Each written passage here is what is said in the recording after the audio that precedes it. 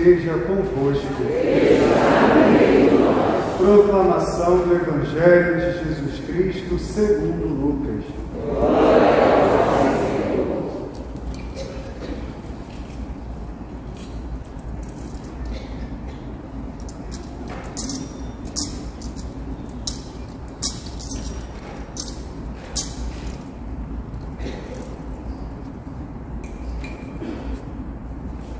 Naquele tempo, os publicanos e pecadores aproximavam-se de Jesus para o escutar.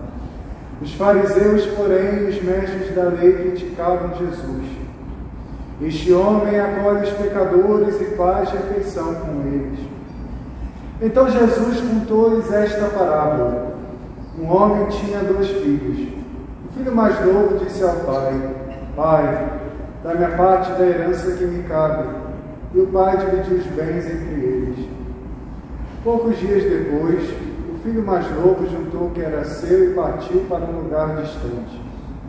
E ali esbanjou tudo numa vida desenfreada. Quando tinha gasto tudo o que possuía, houve uma grande fome naquela região e ele começou a passar necessidade. Então foi pedir trabalho a um homem do lugar que o mandou para seu campo cuidar dos porcos.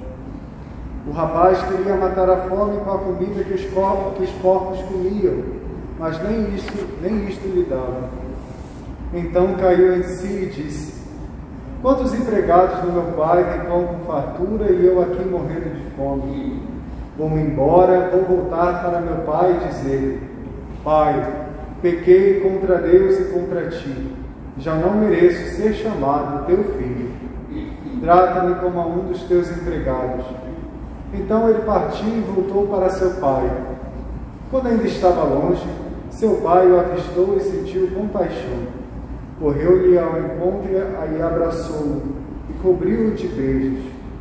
O filho então lhe disse: Pai, pequei contra Deus e contra ti, já não mereço ser chamado teu filho.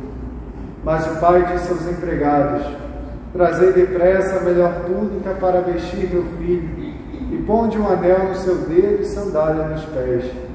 Trazei o novilho gordo e matai-o. Vamos fazer um banquete, porque este meu filho estava morto e tornou a viver. Estava perdido e foi encontrado. E começaram a festa. O filho mais velho estava no campo.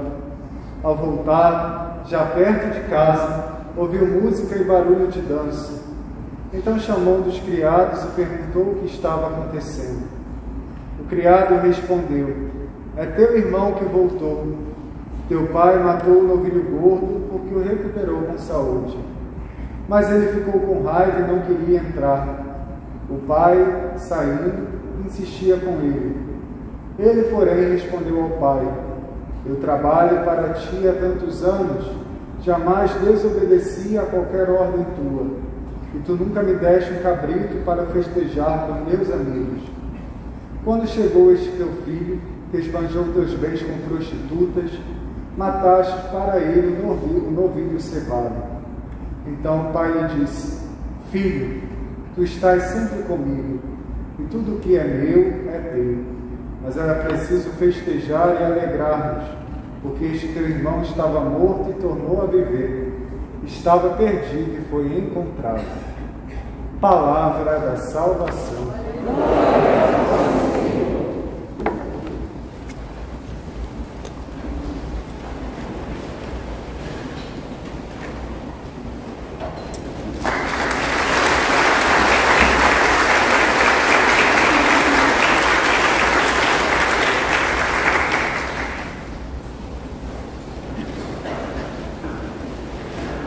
Reverendíssimo Padre José de Mateia, querido diácono Frederico, queridos irmãos e irmãs, povo de Deus em marcha a caminho da casa do Pai. A liturgia de hoje, como percebem desde a referência do início que eu fiz, ela é cheia de simbolismos, inclusive o próprio Evangelho, nesta narrativa que sempre nos emociona, também nos traz esses mesmos simbolismos. Mas, antes de entrar propriamente no texto, entendamos o contexto. Estamos nesse período quaresmal, já refletimos sobre o chamado de Deus a Abraão, já refletimos sobre a sua manifestação a Moisés, chamando-o para a missão. Eis que na primeira leitura nós temos Josué. Josué ele é o sucessor de Moisés. Moisés sai da terra do Egito, da escravidão, no monte faz aliança, intermedia a aliança de Deus com os homens, chamamos até os 10 mandamentos, ou um código que tem mais de 613 termos, ou seja, são cerca de 613 códigos de conduta do povo. Mas Moisés ele não chega à terra de Canaã, ele avista Canaã, mas não chega à terra. Ele morre, sepultado, não se sabe onde está o túmulo de Moisés, por aquelas colinas. O fato é que Josué o sucede e conduz o povo e chega até Canaã. Assim nós temos que é a segunda vez que eles chegam a Canaã. A primeira vez foi com Abraão. Por volta de 1850, Abraão sai da Caldeia. No 1650, eles saem de Canaã, vão para o Egito, lá ficam cerca de 400 anos, acabam sendo escravizados, e por volta, portanto, de 1250 é que se dá essa saga de Moisés liderando o povo, e chegam assim em Canaã, e ali estabelecem um tipo de governo chamado dos juízes. O povo é subdividido em 150 tribos, e aí se estabelecem os juízes como forma de governo. Portanto, eles retornam. Depois eles vão sair novamente de Canaã, eles vão ser exilados. Isto por volta do 1586 a.C. E vão dessa vez para Babilônia. E lá permanecem por cerca de 50 anos, aí retornam à pátria-mãe e ali permanecem com todas as investidas que tiveram, os gregos, por último os romanos. Ali entraram no ano 64 a.C. E no primeiro século, o templo é destruído e o povo sai em diáspora, pelo ano 70 a.C. Vai pelo mundo e só depois da Segunda Guerra, num acordo internacional, através da ONU, é que eles são repatriados. Então, a saga de Israel, em síntese, é essa. E, chegando aí aos códigos de conduta, um deles fazia referência à alimentação. E era proibido se comer animal não ruminante, que não ruminava. Tampouco se não tivesse na constituição física as fissuras nas patas.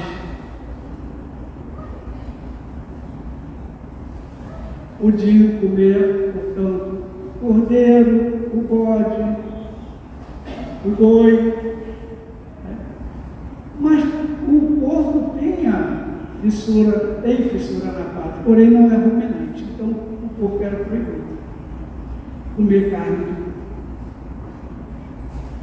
Por que eu estou dizendo isso? Exatamente para a gente chegar no Santo Evangelho, no momento para a gente entender bem isso. Nós teremos, à época de Cristo, uma comunidade judaica com a sua liderança religiosa, tendo nos diversos matizes, além dos sumos sacerdotes, os doutores da lei, os saduceus, os fariseus, que eram aqueles que mais estavam envolvidos dentro da fé. A distinção entre os fariseus e os saduceus é que os fariseus criam na ressurreição. Os saduceus não criam na ressurreição, mas ambos esperavam o Messias. Mas não acreditavam o saduceu que iria ressuscitar. Pois bem, eles tinham consciência de que eram praticantes da fé, porque entendiam seguir a Torá, entendiam seguir a lei. E aqueles que não eram seguidores, de fato, eram considerados impuros, pecadores.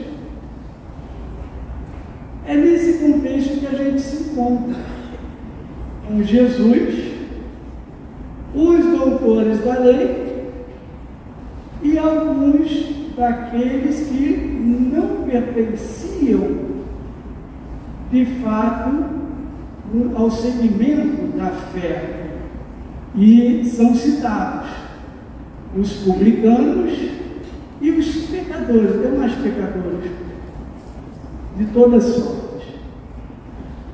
Publicano é citado porque era uma classe odiada, porque eram os cobradores também de impostos. Estavam a serviço do império dominante da época, que era o Império Romano, mas que tinha uma boa relação com o poder religioso. Não nos esqueçamos o templo que fora erguido em Jerusalém, o grande templo, é chamado o Templo de Herodes. O Templo de Salomão era uma coisa muito simples. Hoje o que se diz em Templo de Salomão não é isso, é o Templo de Herodes. Herodes é que fez um templo ampliar para a comunidade judaica da época. Pois bem, esses pecadores publicanos vão para ouvir Jesus e recebem crítica por parte daqueles que se achavam, na verdade, detentores e intérpretes adequados da Sagrada Escritura. Jesus, então, diante disso, nos conta esta parábola também apresentada e proclamada pelo nosso diácono, e aqui não nos compete repetir. É necessário, porque nós ali vemos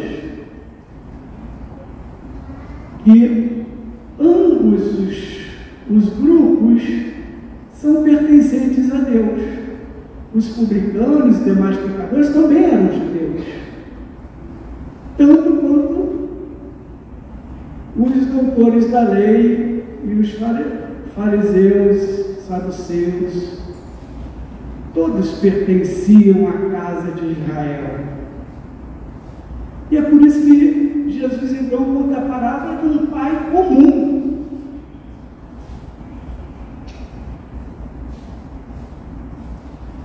Tendo os 2 filhos, um pede a parte que lhe cabe e o pai divide e entrega. E o outro continuou sua tarefa doméstica.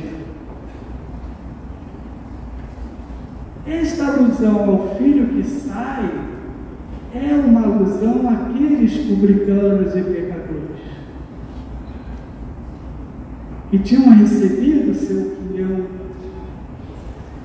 mas que agora estavam ali, escutando o Senhor, estavam ali de volta.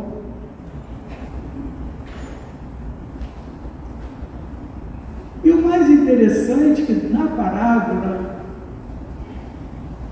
o pai nunca deixou de estar atento ao filho, mesmo distante, ou na expectativa do seu retorno. E mesmo que ele estivesse arrependido, o pai não deixou de amar. Por que eu citei o código que fala a respeito da alimentação da carne de porco? Porque o filho chegou a um nível tão baixo da sua existência que ele assumiu um tipo de tarefa que para os judeus, que assim o faz, torna-se impuro por estar cuidando de animais impuros.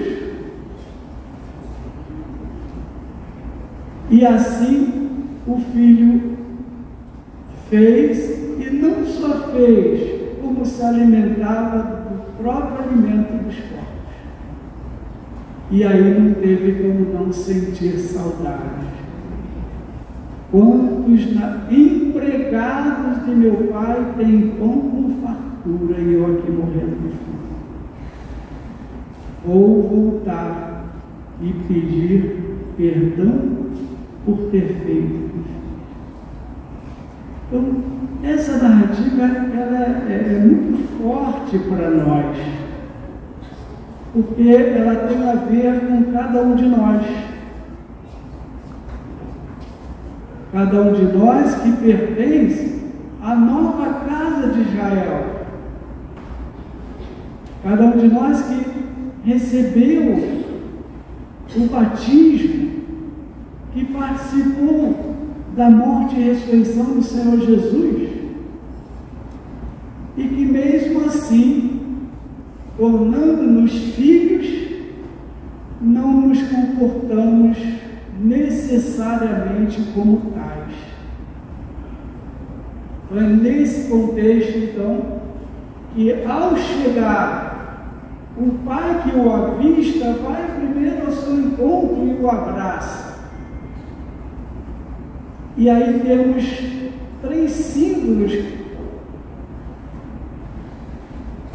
que sucedem a partir da ordem do pai. O pai manda que coloque uma túnica no filho. O escravo não podia usar túnica. E na condição que o filho estava, era a condição de escravo. A túnica era um sinal da dignidade familiar. Então, a primeira coisa que o pai faz, põe uma túnica.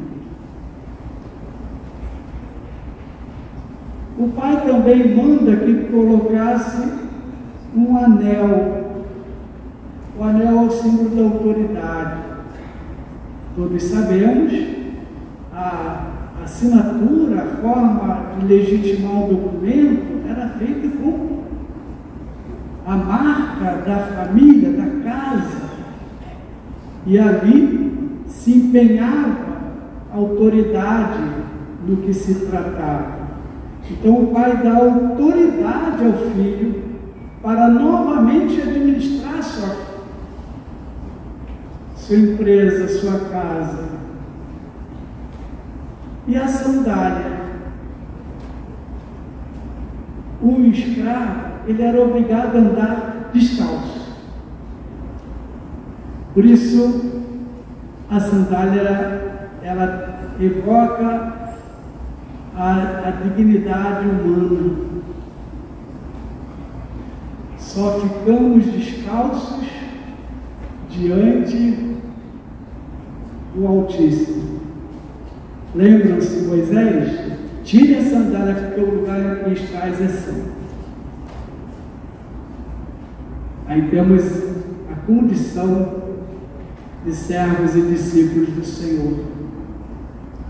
Então, nesse sentido, é que nós vamos entender porque Jesus, depois, ao ser conduzido para a cruz, ele fora totalmente despido. Quer dizer, ele é menos do que um escravo. O salmista diz: ele foi considerado um verme. Por isso ele tinha que ser totalmente despido. E assim o fez. Portanto, esta narrativa de hoje, chamada também parábola do filho pródigo, ou parábola melhor do Pai misericordioso, nesse domingo letare, nos faz antever que aquilo que Paulo diz na segunda leitura, reconciliai-vos com Deus, é uma dinâmica da vida do cristão. Paulo está falando aqui para a comunidade cristã, ou seja, já batizados, já tendo, como o pregador Padre José de Arimateia no outro dia ressaltou, já tendo a graça para superar o pecado,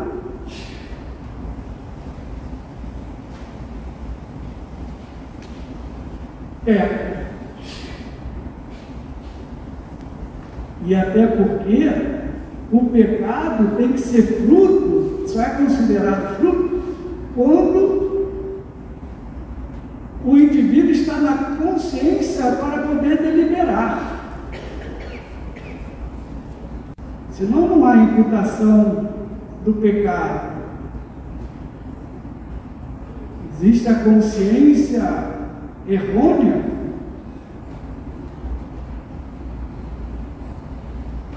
Mas, tendo a consciência do mal e assim o faz, ali se caracteriza o pecado. Aqui está o que os fariseus entendiam que era o limite da lei. Não cumpriu o código, está em pecado, não tem mais jeito.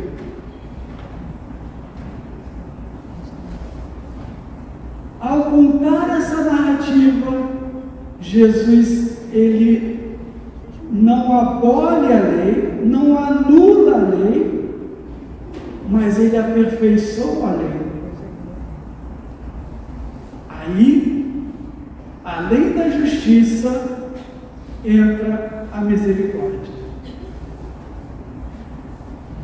Porque ele cumpre a lei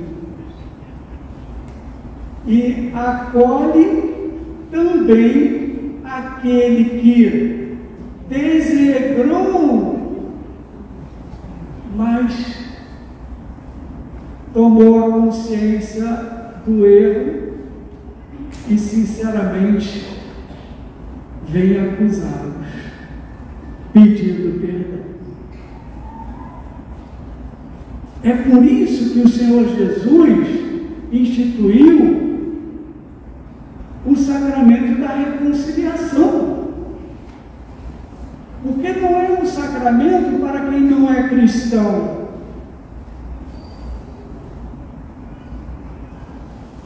Mas é um sacramento para aquele que é filho e, sendo filho, percebe-se distante do Pai,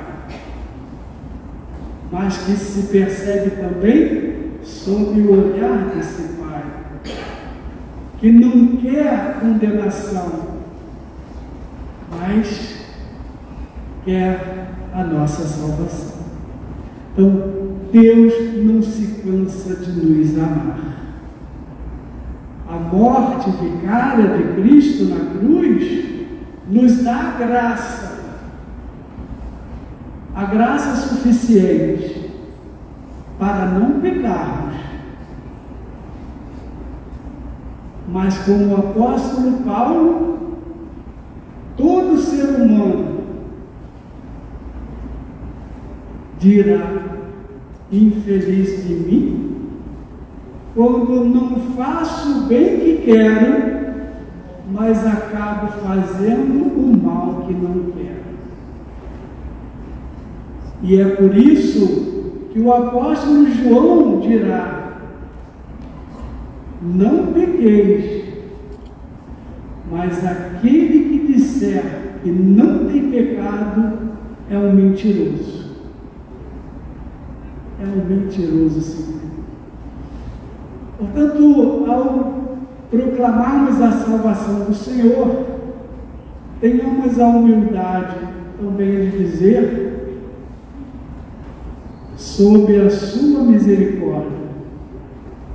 Não sejamos como os fariseus hipócritas, que já se sentem salvos e que todos os demais são publicanos e pecadores. Esse Jesus não estará no nosso coração, estará na nossa barriga. O Jesus que encontra morada na nossa vida é esse Jesus que nos leva a refletir sobre os nossos pecados, não condenar o pecado dos outros. Para isso, já temos na sociedade pessoas com a função de distinguir. Para nós, membros da Igreja instituída pelo Senhor, cabe-nos buscar sempre mais estar na comunhão do Senhor e rezar por aqueles que entendemos precisam um pouco também desta graça. E abençoado aquele que descobre isso, porque Jesus nos disse: sem mim nada podeis fazer. Mas também disse: eu sou manso e humilde de coração. É esse o nosso Deus.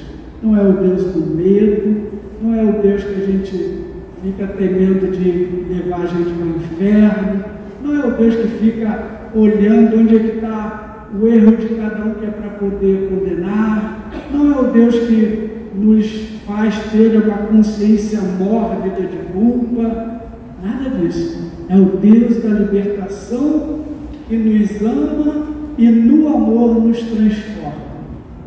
Pelo amor nos transforma. Por quê?